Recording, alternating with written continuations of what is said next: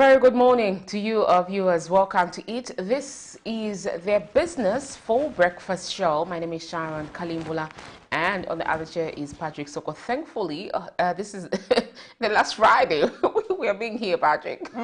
Interesting. Before the owners take over. Yes, we can't wait for them to take over, for them to speak that business language.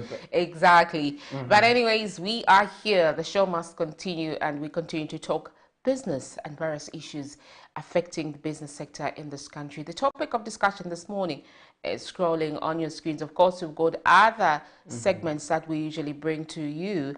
That is the money markets in line with the business for breakfast, as well as the health corner, among other stories that we'll be zooming into that made headlines yesterday. For now, though, let's look at the health corner and see what the doctors have for us.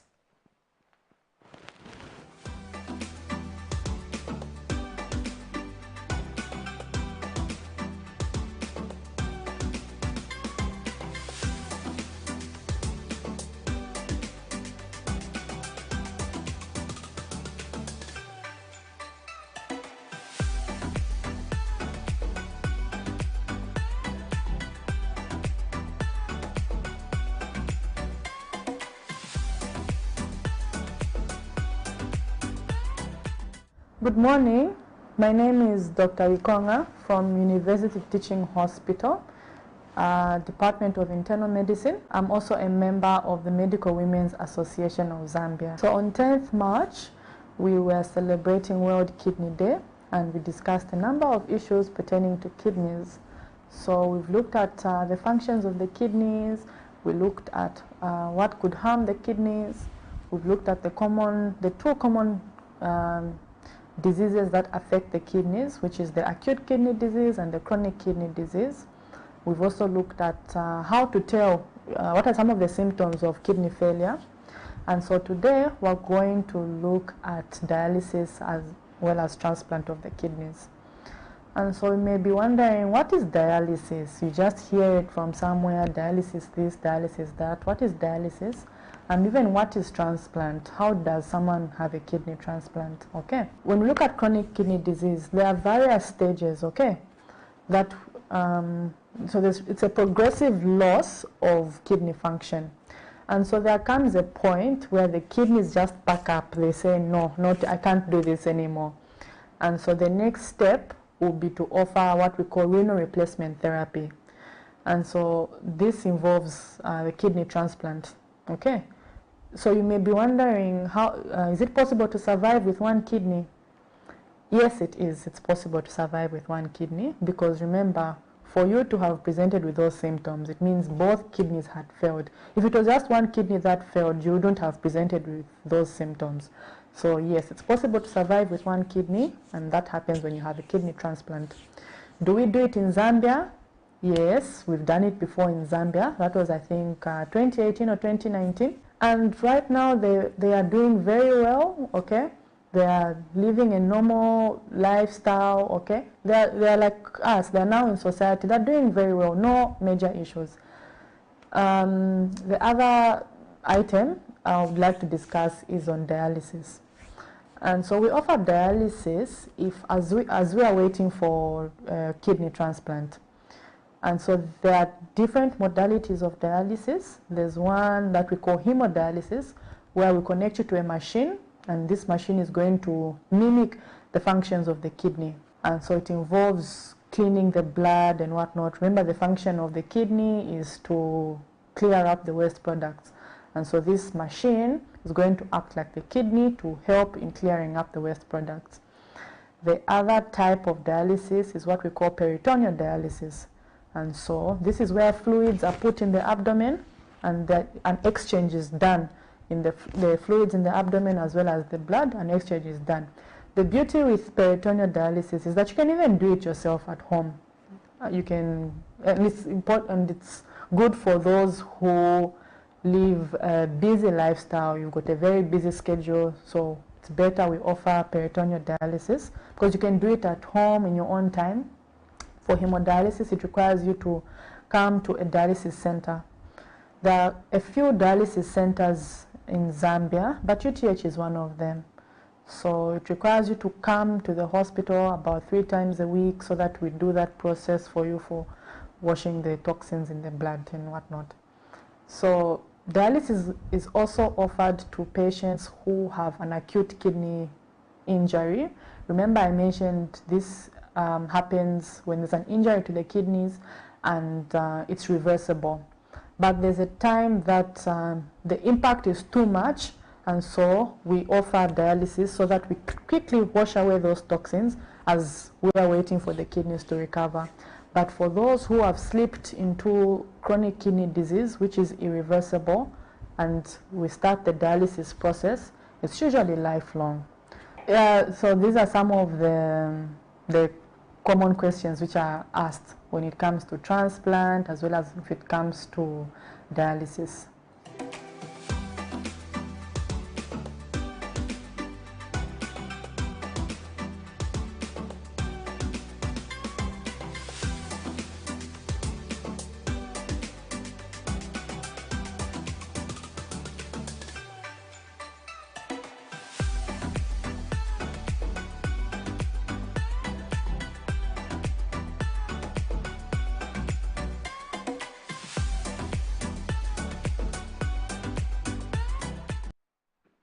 Welcome back. You are watching the Camnet Breakfast Show with me, Patrick Soko, and Sharon Kalimbola.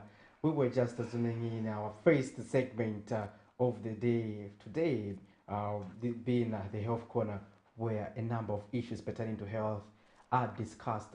We are on record telling you, our dear viewers, to suggest some of the topics that you may be interested to hear or to get more information on, so that the doctors from the Medical Women Association of Zambia would help us discuss them in detail so that you can be abreast on how the symptoms of various diseases and how you can treat the diseases.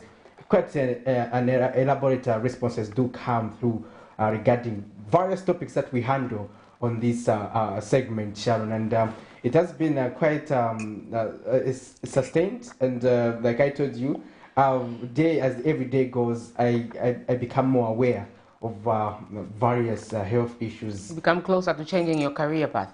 Yes, but I think it is too late for that. But no, it's never too late. I'm just trying to measure into health reporting, health science reporting. That's probably where it is taking me to. Nice. All right. So yesterday in Parliament, the parliamentarians were talking about introducing an agricultural bank, which will help oversee issues relating to finances in the agriculture sector. That is our topic of discussion this morning. In case you are just joining us, this is the Business for Breakfast. Yes. And you can send us those text messages. Let's get interactive. Not only that, but you can also send us those messages pertaining to issues that are happening in your various localities. This is your show. We always remind you of that. For now, let's look at how the money markets are faring this morning. So the United States dollars is at 16 kwacha 21 ngwe and selling at 16 kwacha 53 ngwe. The Great British Pound is at 19 kwacha 40 and selling at 19 kwacha 78 ngwe. The Euro is at 16 kwacha 49 ngwe and selling at 16 kwacha 82 ngwe, while the South African Rand is at 0.97 and selling at 0.99.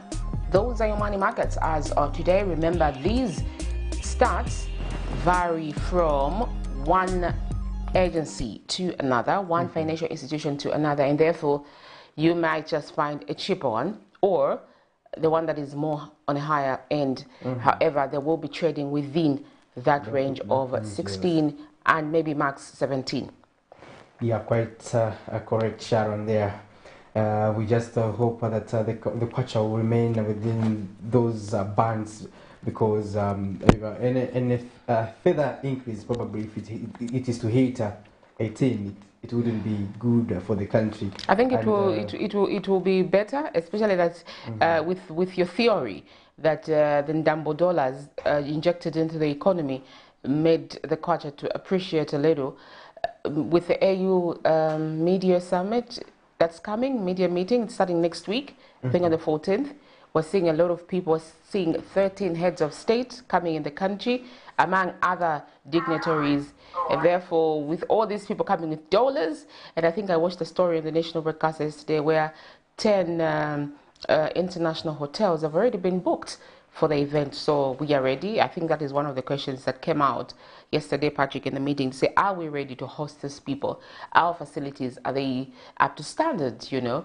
So looking at that story and seeing that 10 international hotels in this country have already been booked for that event is actually a plus for us. Yes, I think Zambia has over the years been developing the hospitality industry. We are seeing quite a number of hotels coming up, quite good standard, of course, and we've seen the renovation of some that have been existing for a long time, and we are seeing an upgraded version of them. We have seen the merging of new ones, especially along the Great East Road. Where this African Union Summit will be taking place at the Mulungushi International Conference Center. Quite a good facility there. The KK International Conference Center, Sharon, is one of a masterpiece that we have, and to be officially hosting this meeting as its first event, exactly, which is I think commendable. And I remember when discussions were being entered into by the Zambian government and the Chinese government. This is when Zambia had indicated that it will be hosting this. China did come on board to just make sure that they help Zambia in terms of constructing this facility, the KK International Conference Center, which is a good facility to hold this event. And we have seen quite a number of issues also emerging as a result of the African Union.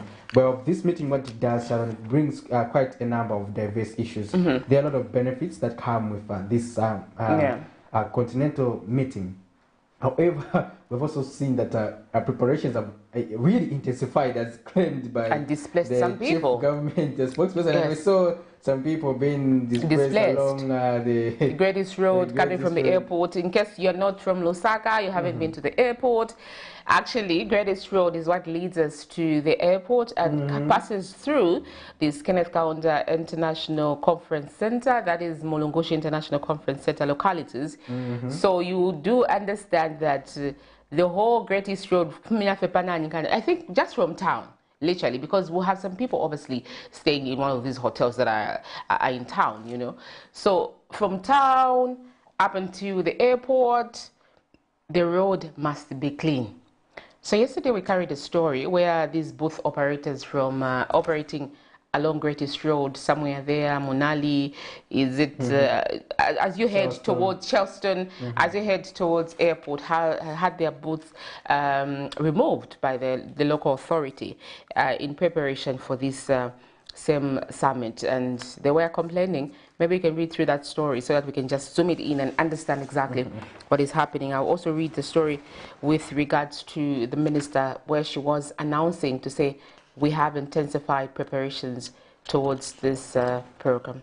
Well, some mobile money agents say it is unfair that the Lusaka City Council demolished their mobile money booths which were operating along the Great East Road in a cleanup exercise for the upcoming African Union Conference to be held at Mulungushi International Conference Center this July. Dominic Mutolwa, a mobile money booth operator, says a government should have exercised their lenience and provided them with alternative places. Zambia is set to host the African Union mid-year meeting in Lusaka at the Kenneth Kaunda International Conference Center from the 14th to the 17th of July 2022. Indeed, Patrick, and government has intensified preparations to host the Media African Union meeting slated for 14th to 17th July 2022.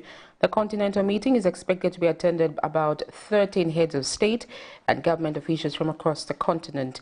Minister of Information and Media and Chief Government Spokesperson Chushi Kasanda says Zambia is ready to host this event. Speaking during the official opening of the media workshop in Zambia on the Continental Summit, The minister also says that over 1 billion citizens of Africa are entitled to information for them to participate effectively in the affairs of the continent through information dissemination by the media. This year's theme for the AU Media Coordination Meeting is strengthening resilience in nutrition and food security on the African continent.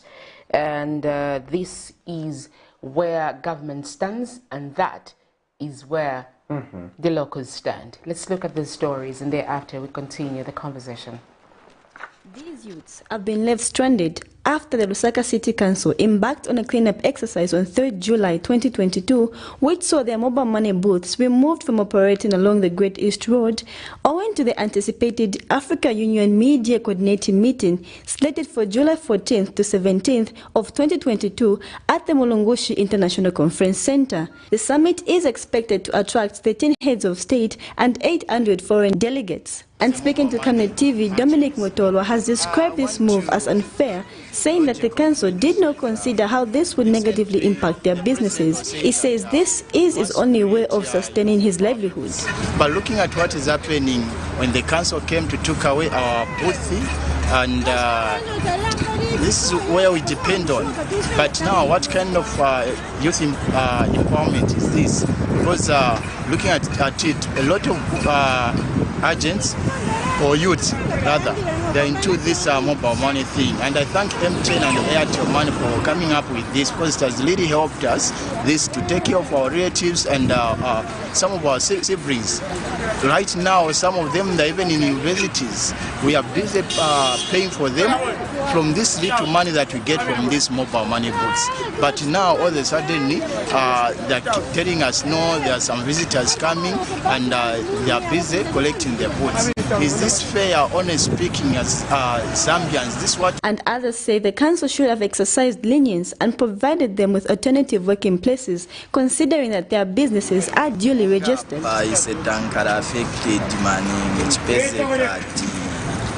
Manyumba tumalipira mobile money amen so chapezeka kuti vatichosera mandenga sona business ulipe mushemushe so tenzopembako chekuri vakadeka oro vapita mongai vamamitingi vakatiganzirevo vakaziveko vochita so that naise tikapeze mositandizira.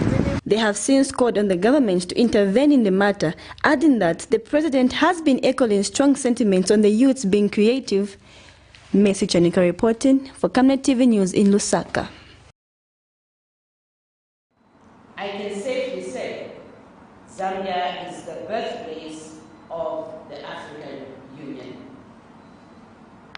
Ladies and gentlemen, it is against this background that Zambia has the honor of hosting the African Union Media Coordination Meeting from the 14th to the 17th of July 2022 under the theme Strengthening Resilience in Nutrition and Food Security on the African Continent. Strengthening agro-food systems, health and social protection systems for the acceleration of human, social and economic capital development. Zambia's hosting of this high-level meeting underscores the country's credentials as a champion for peace and unity on the African continent and beyond. And thanks goes to the Republican President of Zambia, Mr. Hakainde Hichilema, who has brought back Zambia on the Champions League. The role of our late First President, Mr. Kenneth Kaunda, after which this wing the new wing is named, and others that have followed after him attest to this fact.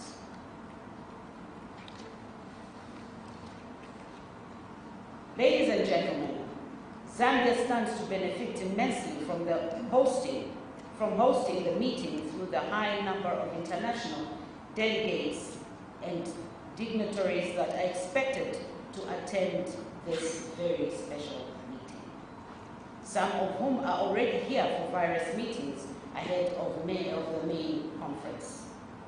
Government, therefore,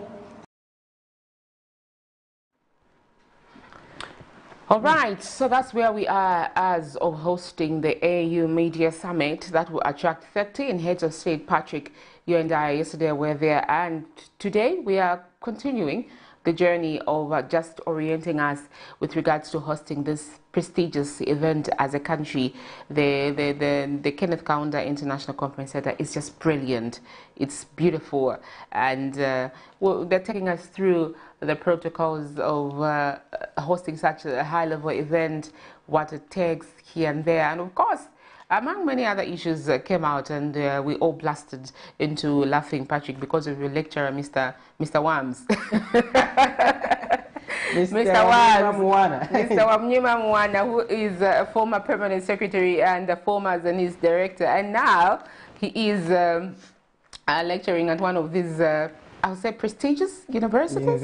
Yes, yeah. Yes, he's a guru in the media industry, so he was there to take us through because he's had an experience of covering such high-level events, and it was a good experience actually. I think as a facilitator, there's that aspect of we have seen experiences, Sharon, whereby someone may be telling you something they have never done before. They've never done, yes. But with him, it tells you something that it's been through, and the experiences, as we host this event, Sharon, I think critical things cannot be ignored. No. The summit, of course, talks about multilateral relations as well as bilateral ties, because there will be countries that will be engaging as well in bilateral relations and at multilateral level on the continent. It's quite an important meeting, and I think critical issues were also highlighted, Sharon, that a dress code, for instance, yes, is important. You are as the media, you are major stakeholders of this event, and how you present yourself. It matters to the people, because at the end of the day, you do not want to imbalance your country that you're representing. Exactly. So quite important aspects that were brought there: discipline and understanding that. The procedures of handling such an event of that magnitude is also quite important, because at the end of the day, you need to make sure that you just stick to the rules, because sometimes events of such nature, if you go against the rules, there are events you end up not covering anything. Because there are issues of security. There are quite a number of heads of state that need to be protected by the Zambia police.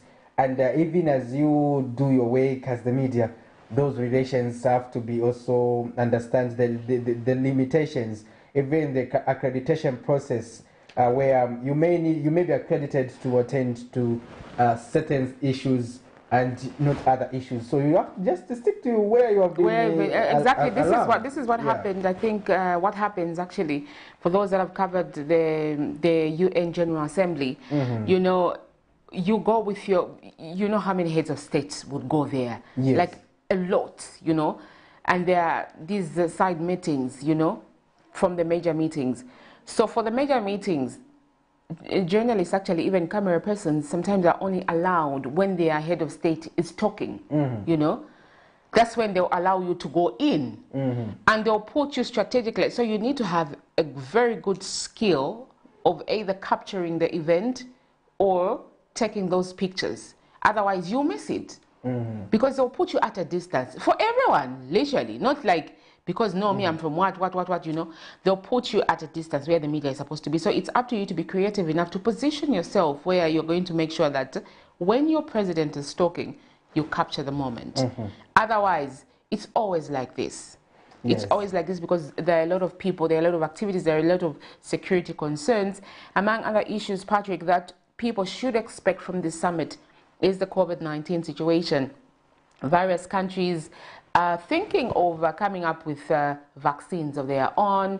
We've always received donations from countries outside the continent, but this is a homegrown meeting of the African countries, and therefore discussions of how the COVID-19 is being dealt with, preparations for other pandemics that may come, will also be on the table. These are things that people need to look out.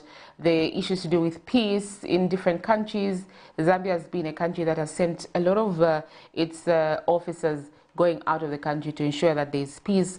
Countries like Central African Republic, countries like Kenya, countries like Congo, you know, they've actually had these instabilities. Nigeria, we have the Boko Harams of that world. So those are things that these heads of states will actually table to say, okay, let's look at this, let's look at this. Of course, with the major highlight being the food security, being the theme that they are looking at, and agriculture as well. But they will also look at other issues that are affecting the African continent. Remember, we are looking at uniting and growing as a continent without dependency of other countries beyond the African continent. Yeah, talking about food security, I even noticed that even a recent report that was done by the World Food Program and under the UN, we see that the continent is still facing threats of food shortages, and this is on account of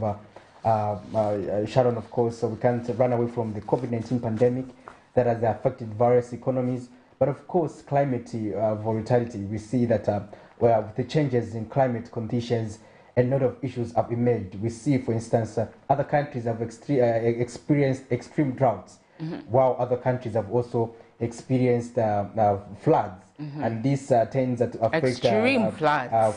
Food production. Then on the global market, we are facing the issue of the invasion of Ukraine by Russia, and that has also caused instability among some countries who are heavily dependent on imports from those two countries, because these are also in highly developed nations that are highly participating in global trade. So their instability has also caused a shock in some African countries, and leaders have to continuously try to find ways of how, for instance, they can enhance production in various localities, because at the end of the day, Sharon, Africa, as it discusses its agenda, it has quite a number of issues. Even under the agenda 2060, 63 years.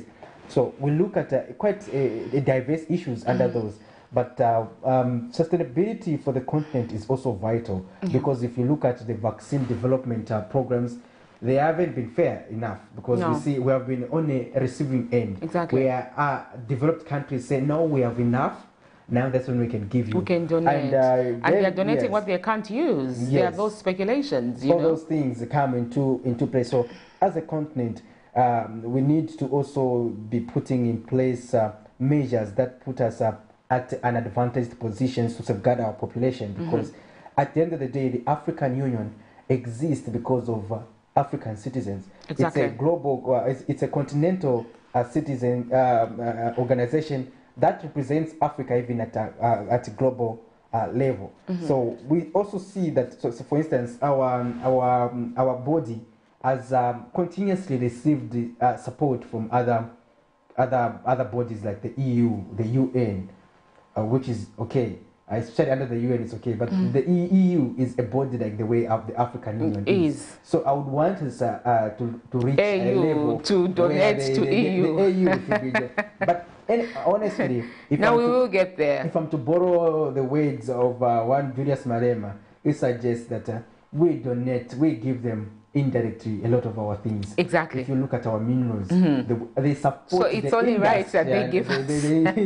I know it's only right that they just do. Indeed, Patrick, talking about the COVID-19, it's one of the contentious issues, really, because you know a healthy population is a wealthy population, but we've seen where South Africa, for example, when COVID was at its peak, you know, they would actually receive vaccines that have stopped working for the new variant that has been discovered, you know.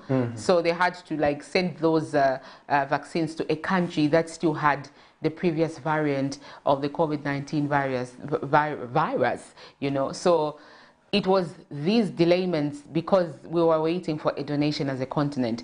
But then if you have your homegrown solutions, your homegrown vaccines, obviously it wouldn't take more than 24 hours for a shipment or a flight to be sent to ASA, you know.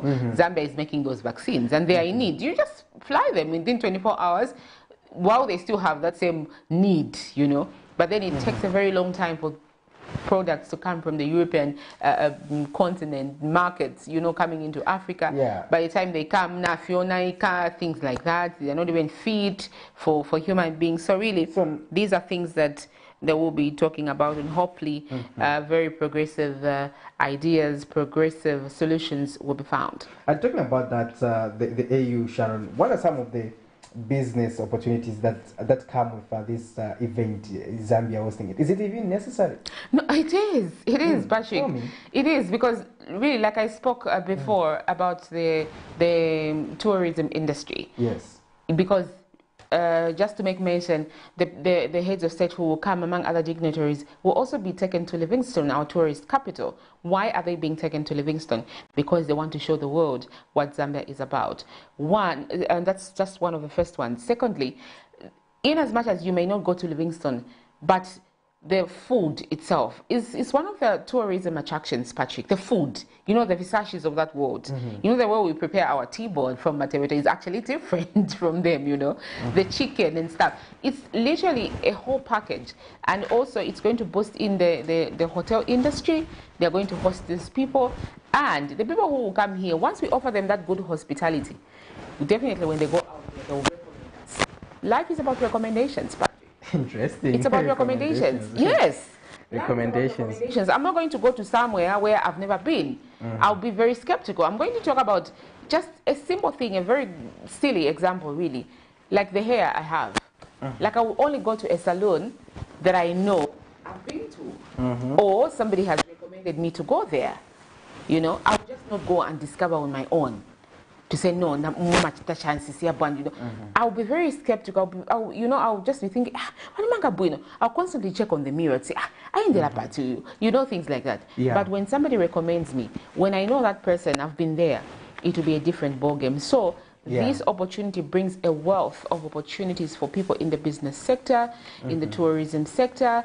In almost all sectors, you have an opportunity to make a bit of money out of this 5-6 days event. It's actually 20 days, according to the ministry, because it will go beyond. While the heads of state may leave, other side events will continue taking place and discuss various issues. Interesting, Sharon. I'm happy that you've been able to bring out quite a number of issues pertaining to the benefits that come with hosting an event of such magnitude. And we'll look at some of other event benefits that are, for instance, I anticipate a boost, especially in our local aviation sector. The Zambia Airways airlines that work inbound. Even the Zambia Airways, we also have the private sector. Yes. So we are going, for instance, people are likely to go to Livingstone. I'm pretty sure the air transport will be among those to be utilized. We may also utilize the road transport as usual. They may decide to use the rail, so that they can stop. Just a bit of it, just to experience it, because there's fun in using actually rail or road transport, Patrick, because you can stop at any moment and create memories than in Ndege. Yes, it's okay, it's fine, but when you're here and want to experience the real situation, the real issues, I think it's always good to use road transport because you can stop at any given moment when you see something that attracts your eyes and just create the memories. And and also still talking about the benefits of a business, or the benefits of this conference, Sharon. We also look at generally the agriculture sector. There will be markets because these hotels need to stock food. They need to stock enough food. Enough vegetables, enough juice, enough everything. So there will be that exchange of money going on during this summit. So we anticipate quite a number of benefits. In terms of also job creation, there will be also temporary jobs that will be created that we see, because hotels also have to boost the numbers in terms of the people attending to these to our delegates that will be coming in this country. You will see that young people may be recruited on a temporary basis to say, okay, you'll be to help us save. We need that to enhance the capacity. All those issues will be taken into account. For instance, the coming of even the coming of the Italian Ambassador Sharon is equally in the country. Italian president is living the today. entire head of state is in this country, which is quite a good gesture for Zambia, Sharon. What it does that it equally promotes the hospitality industry. So these activities that will be happening around the month of July are quite important, and just hosting that event is also historical, Sharon, because it will be documented for our grandchildren to come and just say Zambia hosted the mid-year African Union Summit in 2022. 2022. Yes. And it was a marvel and a lot of benefits. However, Patrick, moving on from that story, Republican President Hakainde Hichilema says Zambia is working towards restructuring its state, and he is He's grateful that the Italian government has placed to help the country.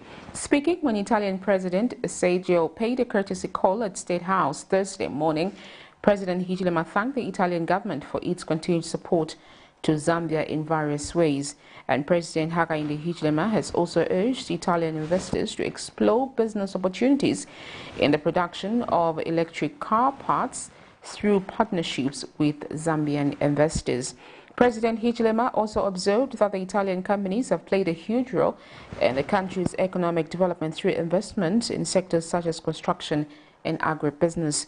Meanwhile, President of Italy pledged Italy's full support towards the country's positive relationship with the International Monetary Fund in restructuring date. Let's look at the story. The president is actually leaving today for Italy. And he's been in the country at least for the past 3 days, and he met with President Hakainde Hichilema yesterday in the morning at State House. Thanks to Elijah, he covered for us the story, and the man also addressed our parliament, Patrick, quite late, around 1740 something.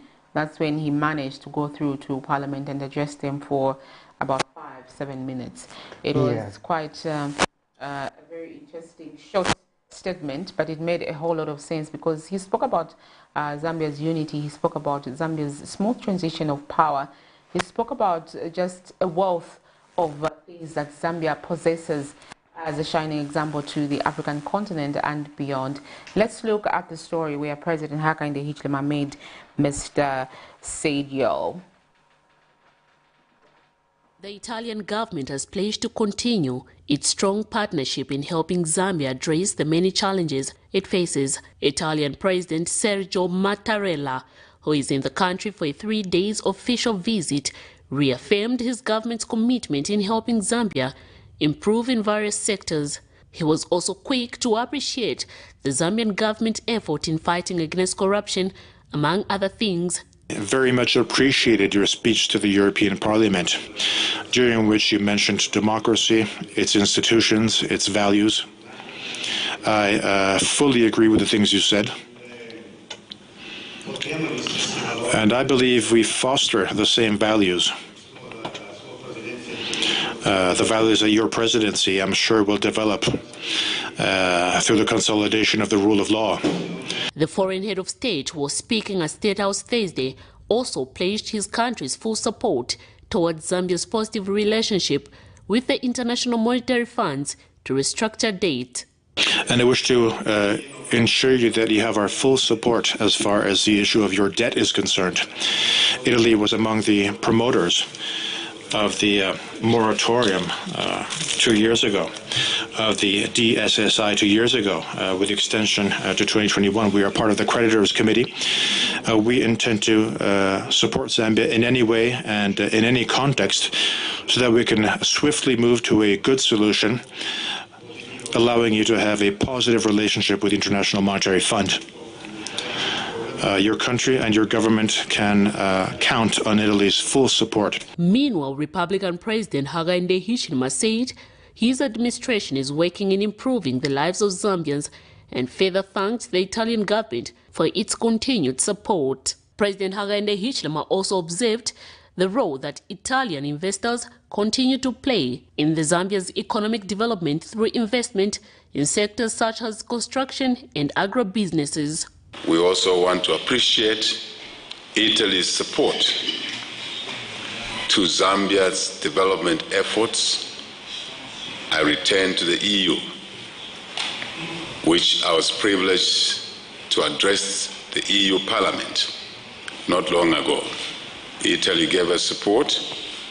Italy has given us support around the EU-AU-Africa cooperation. We want to underscore once more our desire as a government now, as a new government, a democratic government, which wants to continue with our democratic credentials, to restructure our economy. One of the areas of restructuring that needs to leave us with headroom space is the debt situation. Miriam Kaimba reporting for Camnet TV News. There has been calls from stakeholders in the agriculture sector that government do consider establishing an agricultural bank that will oversee the financial affairs of most farmers in the country. And during a parliament meeting, 6th of July 2022, parliamentarians had debated on a motion to establish a financial institution which would be solely for farmers. And speaking during the session, Zambezi East Member of Parliament, Brian Kambita, says an agricultural bank will go a long way in increasing productivity in the agricultural sector. However, for such initiatives to succeed, there must be considerable efforts to limit all manner of political interference that had taken prominence in previous financial institutions which served a similar purpose. And therefore, some of my comments will border on things that I know of because of my interaction with parastatal bodies.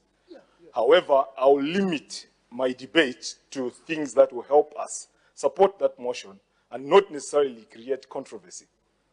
Madam Speaker, Lima Bank, as it was, a very good idea, an agricultural finance institution, as being proposed by this motion, ended up failing because of various factors, top of which is political interference, which the mover already alluded to. And Chitambo constituency Member of Parliament, Remember Mutale, says the bank should be strategically located if it is to benefit all farmers across the country. The Vice President is very happy today to see the House uniting in this manner. Madam Speaker, it is not just a matter of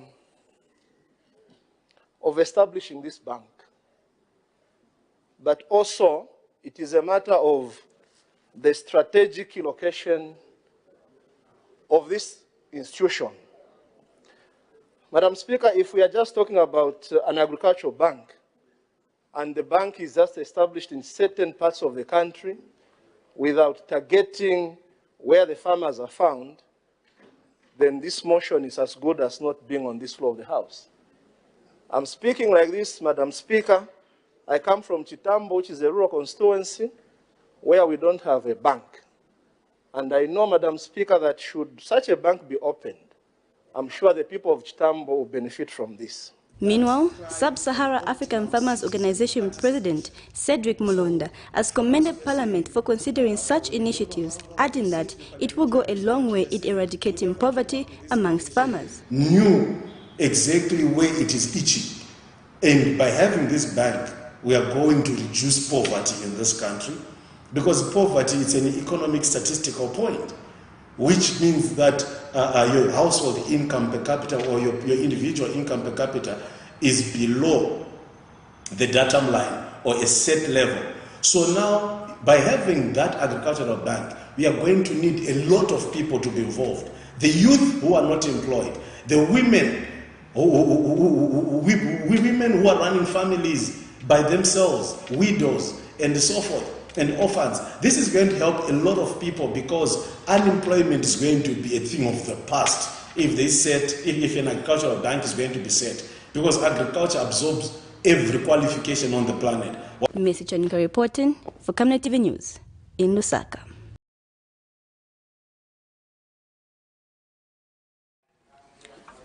Democracy has solid roots in Zambia, and it has proven to be appreciated by its people. And through their vote, on a number of occasions, there has been alternate governments. The Zambian people and the Italian people are united by age-old bonds of friendship. For many decades after the Second World War, our countries went through intense collaboration. In the moment in time in which the independence of a number of African countries was happening, a number of Italian businesses contributed to the economic and social development of the country, beginning with the building of the Kariba Dam, which continues to be one of the most important dams of the entire continent, with a large presence of Italians. Well, there you have it. Quite interesting stories, Sharon, that were in the main news yesterday. Indeed, and, Patrick. What's the name of the Italian president? Sergio. Sergio. Huh? Sergio who? Mattarella. It also again takes me back to Mr. Wams, who says you journalists of nowadays are lucky. There are no names. Yes. There are no names that are hard to read like it was during the time that he was a reporter. But, I mean, we just faced one of them here that we can't even pronounce correctly. But hopefully we did a good job. I think he's Sergio Mattarella. And, yeah, perfect. Exactly. Yeah, quite so, interesting. Those are some of the stories that we carried yesterday. It was a hive of activity, Patrick. A number of things happening both at national and just grassroots level, and this same prestigious event continuing to take precedence of almost all the activities. Obviously, the viewers should not get tired, because almost on a daily basis, one of the stories will be about Zambia's readiness in hosting the AU summit, media summit for 13 heads of states, and we will continue to tackle different angles just to remind ourselves as Zambians how ready are we to host this event, because we're not only talking about hotels, we're talking about even just our conduct as a people. When you have visitors, you know, the use of social media also should be responsive to what is happening in the country. We should be responsible, and I would just actually urge members of the public to share information that's from established blogs or media houses or social media pages and stuff. The most efficient really in these times when the country is having such events is Twitter, because events are usually fast, and obviously the AU will have a Twitter page where you can send in all those comments, contributions, and they will also be tweeting exactly what is happening. So you can do that. Follow Camnet TV on Twitter. We will be keeping you updated on what is happening in that very, very beautiful building, and just to keep you abreast so that you are following exactly what is happening. Take ownership, take responsibility, and know what is happening in the African continent. Let's just not wait for mainstream media to actually read the news for an event that happened around 10 hours, at 19:30. Let's take interest and hook up with these social media platforms. Follow us on Facebook, follow us on Twitter, on Instagram, as well as on TikTok. Patrick, you're smiling upon hearing TikTok. Those dances will be showcased, obviously, today on TikTok. Yeah, talking about social media, yeah, we as a media house, also what we bring to the social media table is that we bring, of course, information, education, and entertainment, and we do that responsibly, bearing in mind that we have a society to protect. We won't you won't see us recklessly doing things on social media. So if you need trusted platforms where you need to get credible news as opposed to fabricated lies or innuendos, yellow journalism, you just need to follow the Camnet TV the Facebook page. You can like our page and follow it. You can do the same with our Twitter page. You can do the same with our YouTube. By subscribing to our YouTube channel, you'll be able to get abreast with the content that we'll be producing. You can do the same on a TikTok, which Sharon just mentioned. She is among our major TikTok artists that are on the flagship projects that will be implemented. TikTok artists, my God. That title is overwhelming. That title is for Precious. She's a TikTok artist that you want to look out for. But you've been recruited. Somehow, only when I'm bored. Anyways, issues to do with land illegalities has always taken precedence, at least for the last 3-4 weeks. It has characterized some of the stories that we've carried as Camnet TV. Let's look at the story in Kabwata constituency, where alleged Patriotic Front cadres have resumed illegal construction of houses around Zesco Pose along Shantumba Road off G Greens area in Lusaka after they had stopped following the change of administration in August 2021. A check by Camnet News after a tip-off from concerned citizens within the area has revealed that the construction at most of the houses has advanced, with some having reached roof level. In interviews with Camnet News, the concerned citizens have urged the Ministry of Lands and Natural Resources to quickly conduct an inspection of land and other places said to have land illegalities to ensure that such structures are put down. Zipporah Mushala found this report. Let's look at it, and thereafter we continue the conversation.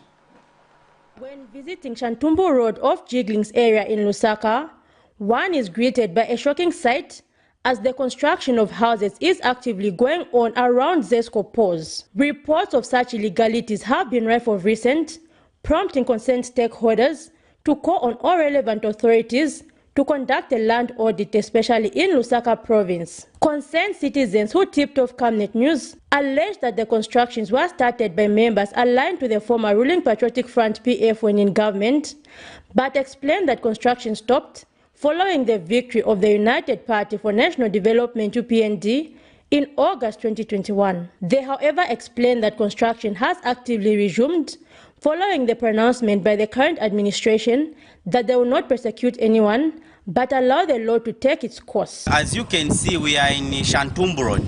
This is along Shantumbo Road, where we have discovered the PF cadres, the Uncle T and the Chisha. These are the people and the friends. These are the people who are doing these illegal structures. As you can see, they were building these illegal structures even under the power line. So in New Dawn government, we are not going to condone or tolerate this nonsense happening here. We are here, we are saying no to this nonsense. A spot check by Camnet News also revealed that some of the houses have reached roof level, while others have already been fenced off and gates erected. Another concerned citizen, Mr. Dube Mukuni, has also spoken out. So we want to find out exactly who is in power. Is it the PF or UPND? Because when UPND, if they are the one who did this, the police, they would have already been here. But the PF, nobody follows them. So we want to find out what is happening. Is it PF who is in power or UPND? Because if PF, they can do this, what about UPND? Why are you arresting UPND when they are doing simple things, when PF are doing big things which are illegal? So we are appealing to the government to say the government should come here and look at this. While the PF is on record denying any illegalities when in government, concerned citizens have been calling for inspection of all suspected illegalities to ensure that the rule of law is fully restored in all areas. They have since called on the Ministry of Lands and Natural Resources to inspect the said land in question. Zipporah Mushala, Camnet News, Lusaka. Summoned to appear for questioning before the Drug Enforcement Commission under the Anti-Money Laundering Unit Thursday morning, former First Lady Esther Lungu was nowhere near the premises of DEC as officers waited for her arrival. Mrs. Lungu's summons are allegedly believed to be in connection with the 15 houses seized by DEC last week in State Lodge, which she has claimed ownership, and when contacted for a comment on why she did not appear before DEC this morning, counsel representing her, Makebi Zulu, explained that the call-out summoning her was done this morning, demanding that she appears before the Anti-Money Laundering Unit at 11 hours. According to Mr. Zulu, the summon was on short notice, hence they requested for more time. DEC sent a notice to us this morning, and obviously we don't just sit under doing nothing. We were busy as lawyers, and the time we got in touch with the client, she was not available at that particular time. And the next available time for us to be able to go there with her would be Tuesday. And we wrote to DEC to inform them before time that we will not be able to make it. We we thought they were going to be prudent enough to address you journalists and let you know that we wrote to them and intimated that we're not going to make it, but clearly they did not let you know. Meanwhile, by broadcast time, the Drug Enforcement Commission had not yet released any official statement with regard to the matter in subject. Last week, the Drug Enforcement Commission seized 15 flats in State Lodge without tying anyone to the said property. But after a weekend of speculation, Makebi Zulu advocates, acting on behalf of the former First Lady, confirmed that indeed the said 15 flats belonged to Mrs. Lungu, who also has the title to the housing complex. However, Minister of Land Elijah Muchima said the ministry has no record to show coordinates for the land upon which the seized houses have been built. Miriam Kemba, reporting for Camnet TV News.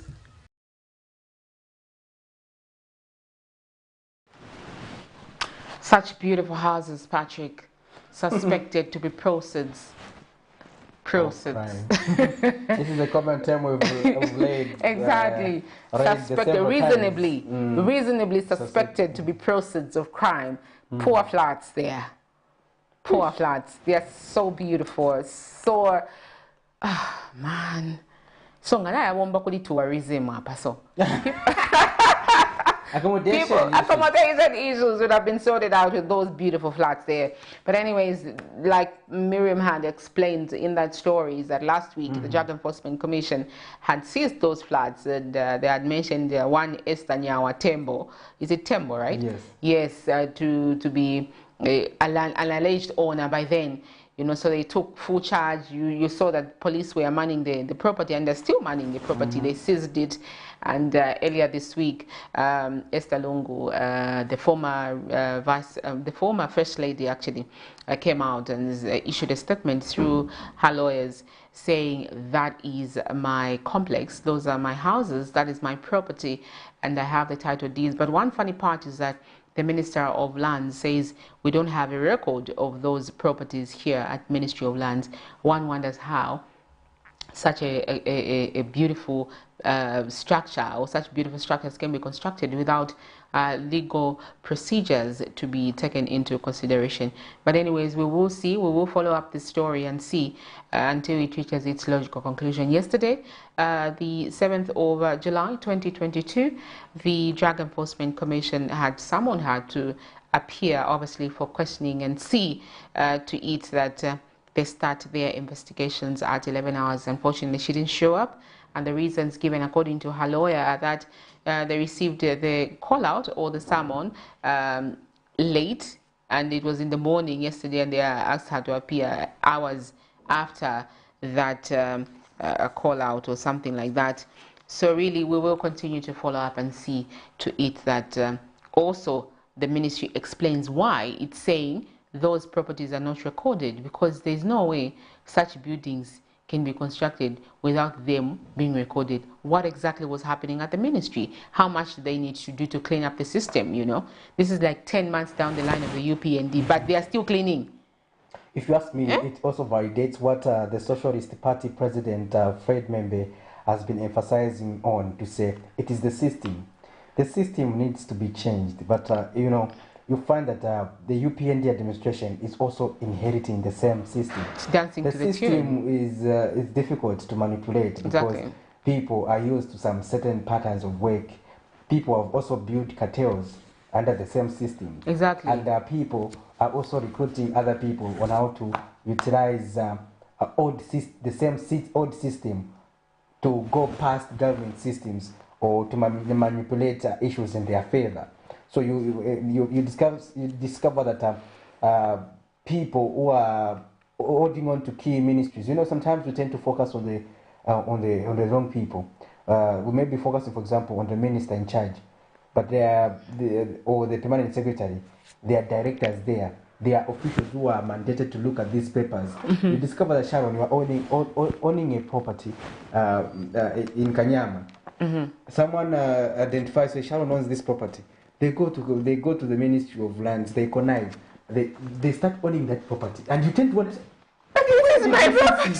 You see, we have seen all those incidents. Exactly. In this country.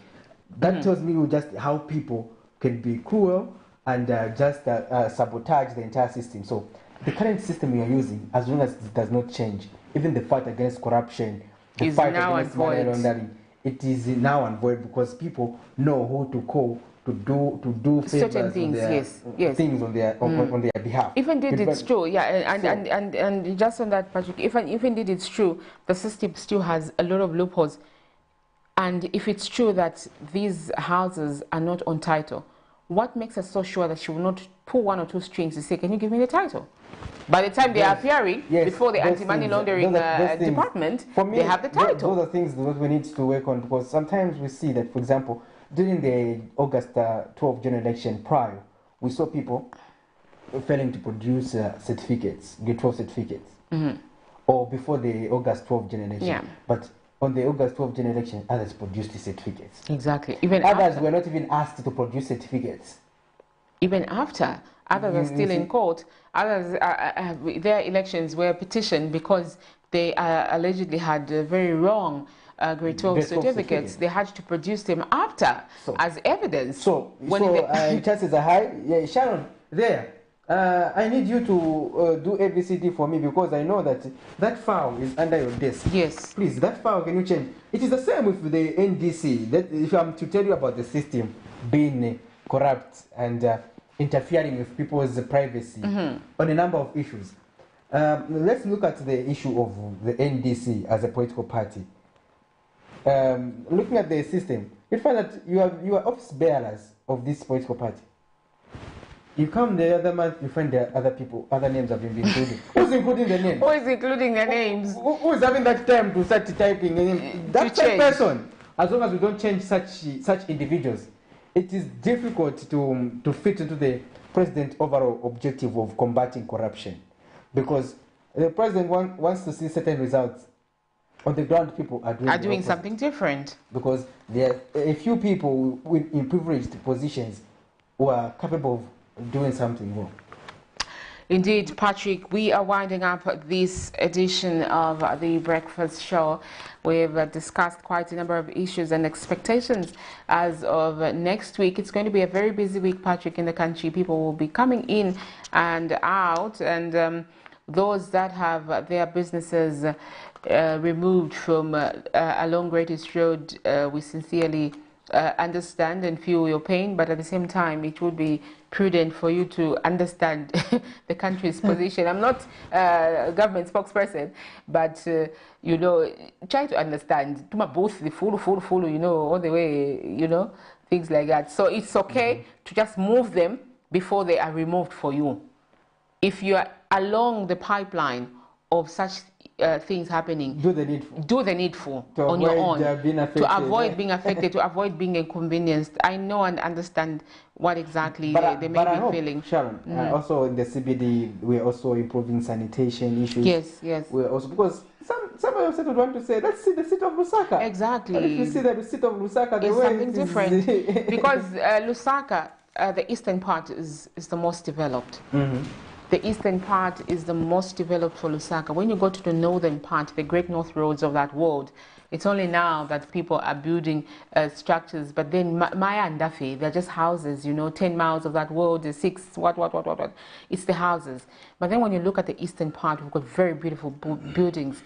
We've got a lot of hotels, a lot of infrastructure that will just make you think this is Lusaka, when in the actual sense there's actually more to Lusaka. So like you have mentioned, let's also look at the issues of sanitation. We may actually be told to say, I want to visit one of the suburbs in the area, you know, I want to visit one of the areas, and you know Mulungushi is just behind Garden Compound. Mulungushi is just behind Garden Compound, and the sewer ponds out there, and people you know, habitating a few meters away from those sewer ponds and growing vegetables away from those sewer ponds. That could be a tourist attraction that would actually send a very wrong name out there for us as a country. So let's also ensure that we behave accordingly. So don't embarrass your father. Bali doesn't want to be embarrassed. Yeah, true. All right. Thank you so much for choosing Camnet TV. Join us again tomorrow for yet another weekend edition of The Breakfast Show. My name is Sharon Kalimbula, and Patrick Soko. Thanks for watching once again. Good morning.